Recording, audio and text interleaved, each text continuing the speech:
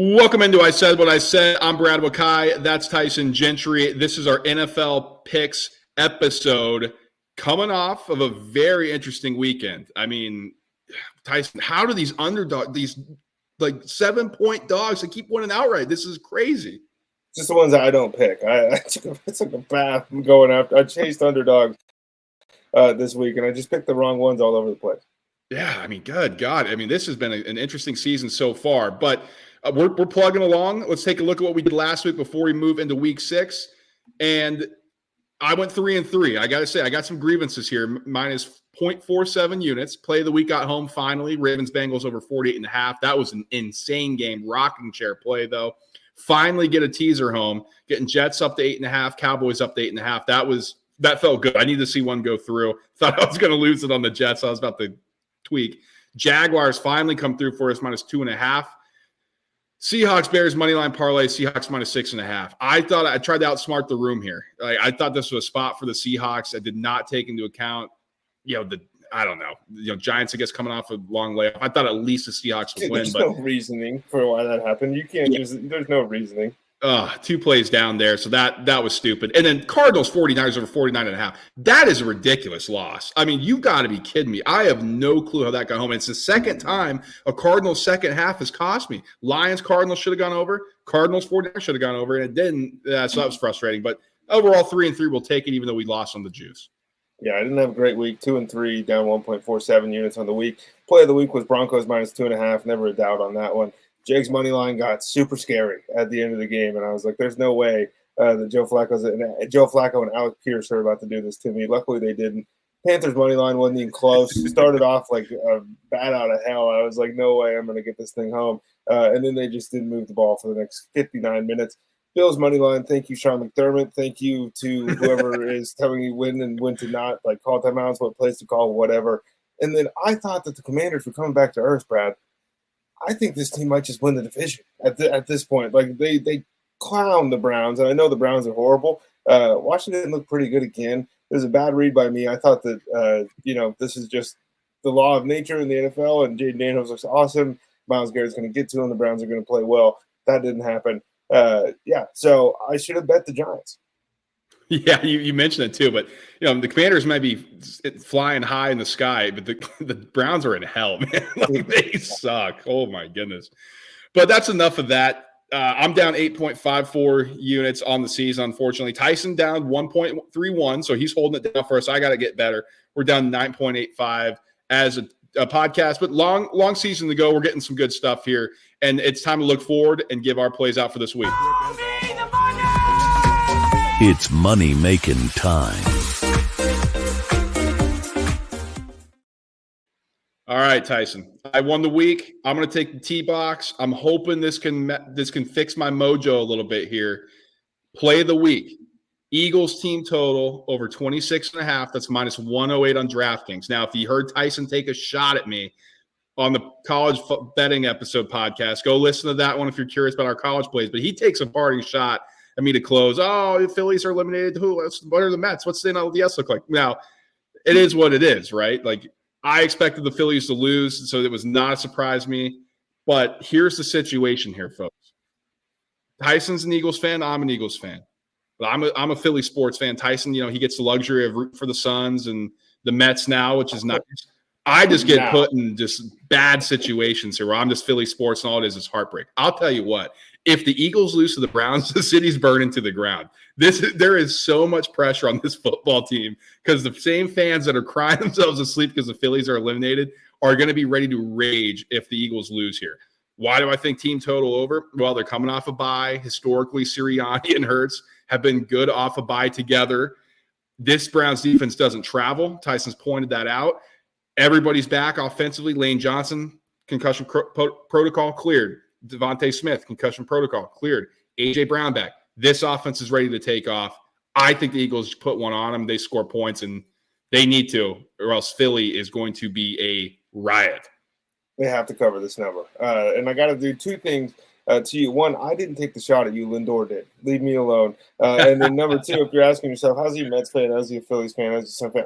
I live in Montana, people. I don't have a local team here. We got the Grizzlies, we got the Bobcats, and then we got whoever's on TV.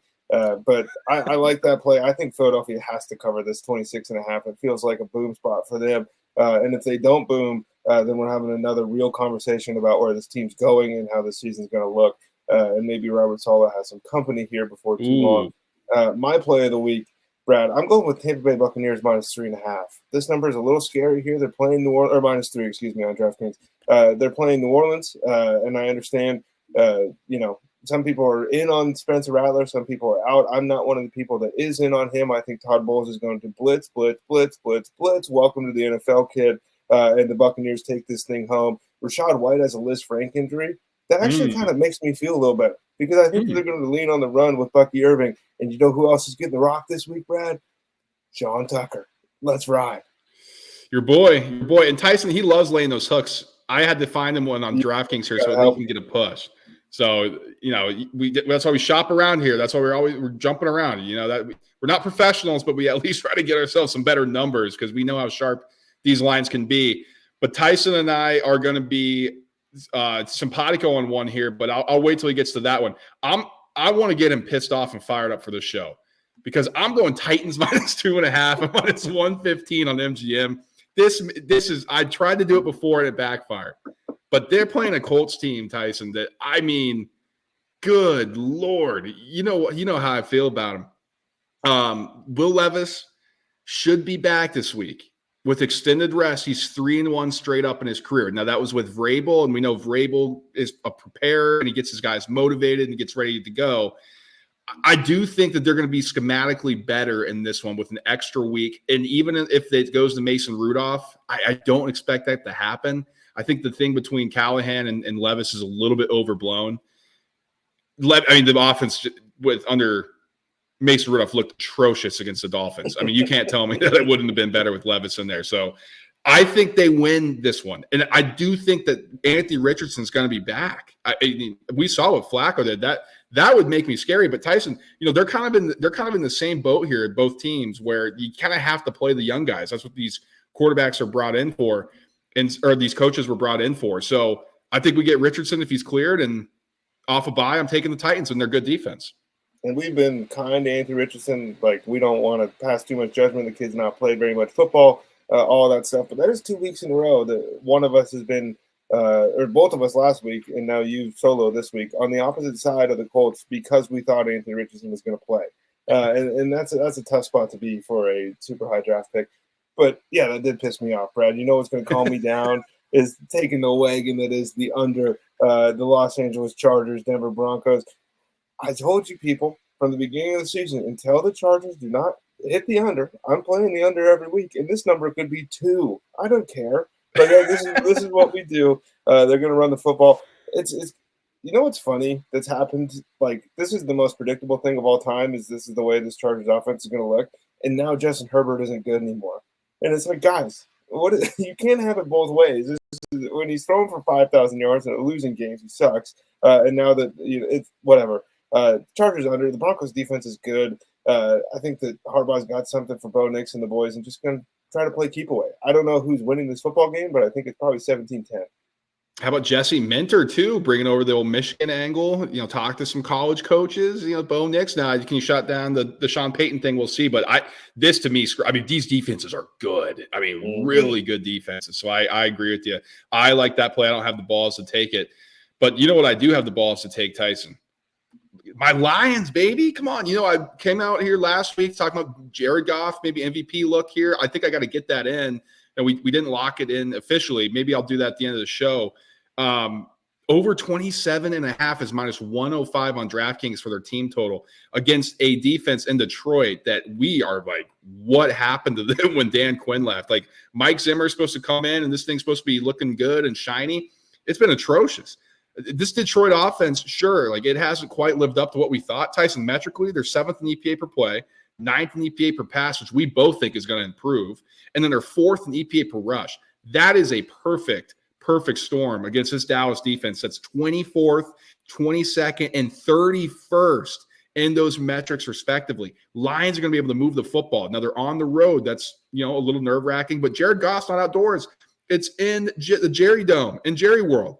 Like, come on. Lions are going to score points. This is going to be nice here. I think they, especially off a bye, put a number up on Dallas.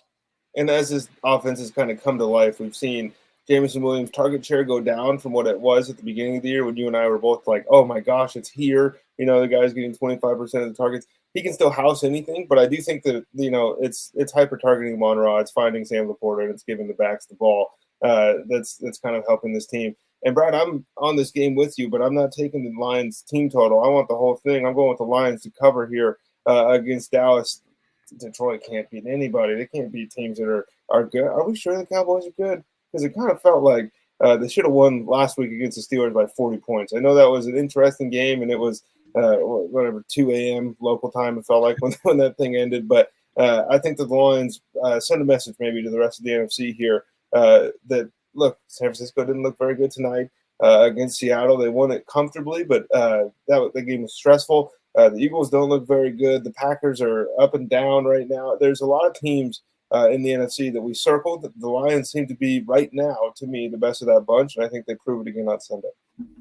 So I teased it. We're simpatico on a play, and we are here. Packers -5. That's -110 on MGM. So I'll start off, and Tyson will give his 2 cents on this. I think this Packers offense is about ready to explode. I mean, Jordan Love has been limited with the knee, and Tyson, if you remember, when this offense took the next step late last year, it was a lot of under center play action. Let's utilize the run game. Let's take deep shots, middle of the field, while we draw on the linebackers, while we stress the safeties. It's been a lot of shotgun, not a lot of mobility in that knee yet. We are getting closer from reports in Packers camp that Jordan Love's knee is about 100%, about ready to do a little bit more of this offense, about to open things up. And boy, if that happens, they are facing an Arizona defense that may look good on paper, but 30th in EPA per play gets an offense that we think has a ceiling, sitting at 15th in EPA per play. We know LaFleur can attack. We know what that type of system, the Shanahan style, the McVay style, can do to a Jonathan Gannon defense. This was poised to the taking here. Arizona's offense a little bit scary, 10th in EPA per play. But Green Bay's defense, I mean, you bring in Jeff Hafley, replace the slap that was there before. It's already been a huge improvement. They're 12th in EPA per defense per play. I mean, I think Packers roll here, especially at home. Arizona's got to go to a place that's a little bit colder. I know it's not quite Lambeau in December, but it's a little bit different than playing indoors. Yeah, and I think they're primed to explode here as well for Green Bay on the offensive side. But one of the things that is encouraging about this game for the Green Bay Packers is they've already, Kyler's a different type of scrambling quarterback, but they played Hurts. They played Richardson. They held those guys to 70 rushing yards, and 51 of those were in the fourth quarter. This is Jeff Hafley didn't have to do this all the time when he was at Boston College. They have learning experiences, and they've gotten better against those mobile quarterbacks from Brazil into the Anthony Richardson game, and now they're here with Kyler Murray. I think this defense just lets it rip, and Jeff Hafley promised turnovers before the season. He has delivered. David McKinney has taken the ball away whenever he wants. The only thing that I really need from this game, Marvin Harrison Jr., please poke your head out of the sand, man. I know he's a rookie and all this stuff, and I'm Mr. You can't judge a guy off for 1 year, but some of these wideouts are doing crazy shit, and I just wanted to get in on the party. It's going to be tough against Jair Alexander, though. Well, that's the thing is, if Kyler Murray's not targeting him against Diamador Lenore, I don't know if he's even getting a look this week.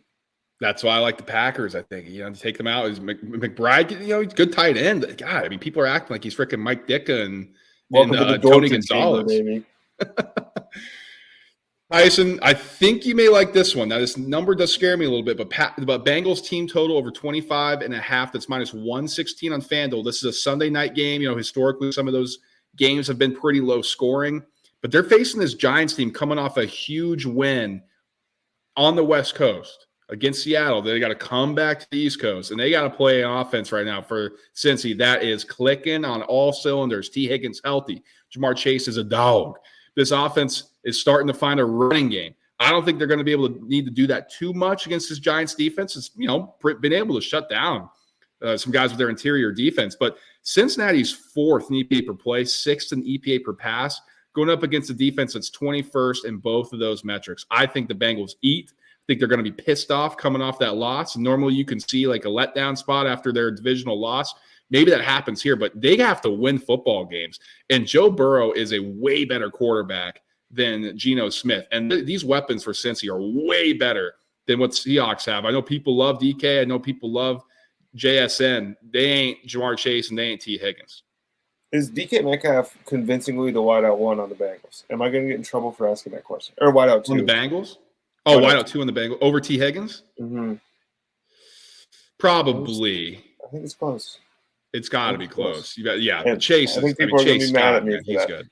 I do think that the Bengals are a bit of a run funnel. Like, I don't know if that Tyrone Tracy thing was real. He looked really good last week. He had some big chunk plays. I think you just keep getting the kids involved. Malik Neighbors didn't practice today, which is scary, I think, if you're a Giants fan. But, Brad, we've learned our lesson, and we're not taking Bengals money line here. You want the points. They can score 26 and take the L, and we're just fine here. My last one for the week, it's my boy. It's Aiden O'Connell. It's the Las Vegas Raiders, and they're not scoring any points this week. Under 16.5 on FanDuel's plus 102. No Devontae Adams again. Like, is it Trey Tucker and Jacoby Myers? Brock Bowers is a beast. He's a beast.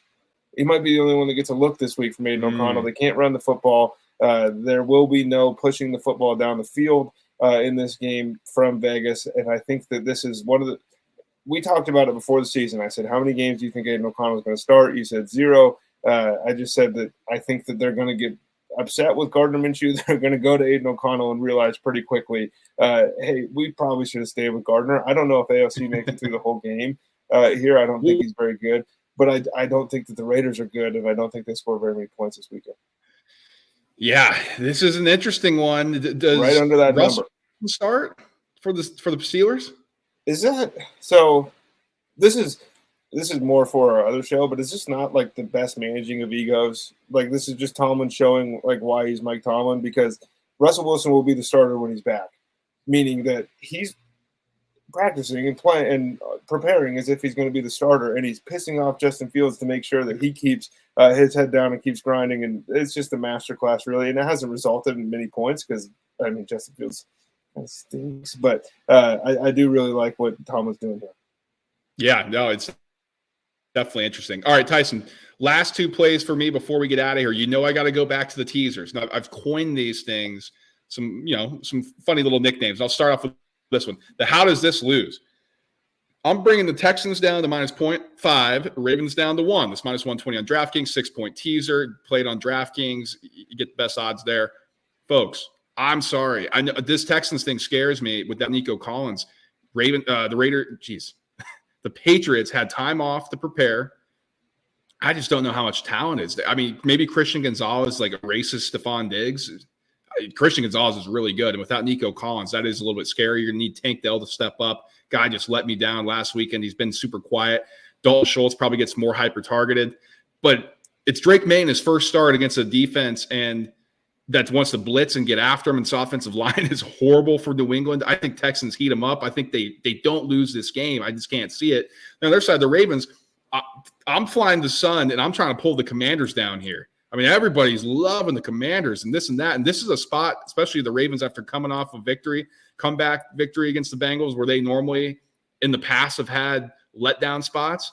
But they have to be prepared for the Commanders. Like, they got to be ready to send this rookie a message. The defense is more well-equipped to handle him by seeing Lamar Jackson in practice every day. They kind of get an idea of a running quarterback, a little dual-threat guy.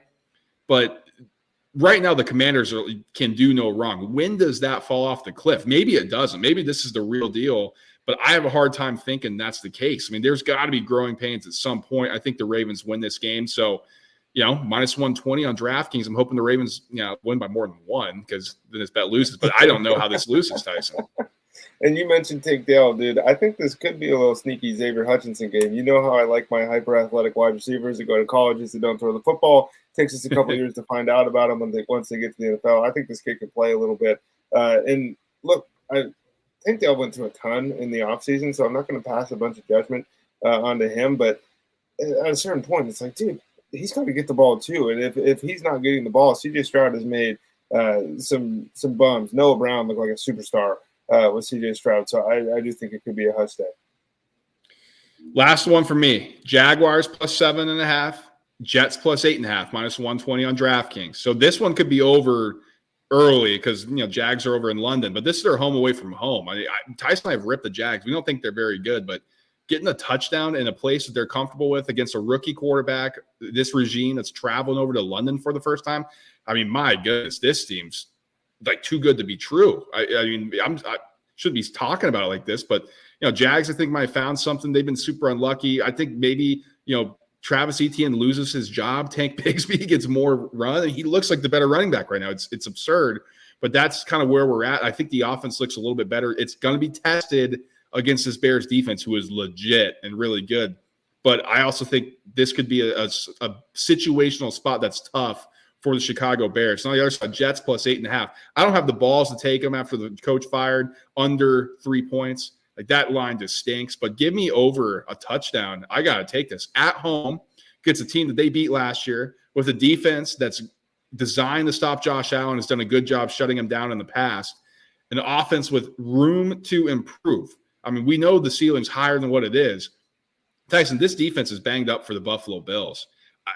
If Breece Hall can't run the football in this game, if Breece Hall doesn't get off the milk carton in this one, Braylon Allen might be taking his job before the half of the season's up. And then, did Aaron Rodgers and Garrett Wilson finally break through? If the change in play caller that's happening for the Jets is going to work out, we'll see. But I'm banking on it at home on Monday Night Football to get this over a touchdown. So this is a scary one, but that's why I'm lumping these together. And give me the Tank Bigsby touchdown in that Jags game in London, and give me an Allen Lazard touchdown here. This dude is sitting here at plus 310. Are we not watching the same New York Jets football team? I know. It's interesting. That is for sure. And you got to think Breece Hall's got to go off, man. I mean, my goodness. He has to. Let me check his over-under for rushing yards just quickly while we're here, because it's 53.5. Oh, my Lord. It's 53.5. He was like 76.5 at the beginning of the season, 80. I mean, 20 yards. It's going to be a one-play hitter here for Breece Hall, or we're having a real conversation again. We're Braylon Allen guys, so maybe we're being a little biased. He's the Jason Tatum of the NFL. He's only 17 years old. But if you're going to miss placing your bets before the game because it's in London and you're going to wake up a little late and you're going to say, hey, what the heck? I need to get something live. That's going to be in the Discord. The link is in the bio. The name for the group is I Said What I Said. We're going to have live plays in there all weekend long. A bunch of people sharing their picks. We could build a little bit of a community, sending gifts, making fun of each other. Let us know what you're playing. We just put out our college football show. Go check that out to find out what Brad and I have this week as far as our official show picks. There will be more picks in the slip as well. And then, like Brad mentioned off the top, we're playing Mets World Series tickets together. It's actually Brad's idea. But there's every sport you can think of right now essentially is going. We got preseason basketballs here. Like, what else? There's nothing that's not going as far as I can tell in my head. The big four is up and running, boys. Yeah, absolutely. Stay subscribed to us. Stay connected. Like this button on the way out. If you're watching on YouTube, smash that thing. Let us know what bets you're playing this weekend, man. Like, put us in the chat. Like, oh, here's my play of the week. Here's what I like. I hate your pick. You guys are stupid. Let us know. Like, we want to know what you guys got going on. Share the show as well, whether you're listening in podcast form or on YouTube. Just click that share button. Send it to somebody you like. Send it to somebody you hate. It doesn't matter to us. We do appreciate you guys' support. Hope you enjoy the weekend. Like Tyson said, we did our college picks. So we're locked and loaded for this entire weekend. It should be a great slate of football in the college gridiron and in the professional ranks. We'll be back early next week, actually mid next week, I should say. Tyson's got a concert he's going to, but we will be breaking down everything that happened on the football field. So connect with us next week. Stay tuned for that. We'll talk to you guys then. Peace.